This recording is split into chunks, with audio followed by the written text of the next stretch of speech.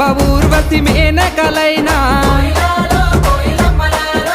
నీ అందము చూస్తే అసూయ పడతారే ఇంతటి అందాన్ని ఆ బ్రహ్మదేవుడు ఎంతెంత కష్టపడి రూపుదిద్దినాడో దివిలోన నీ ఉంటే దేవుళ్ళు కూడా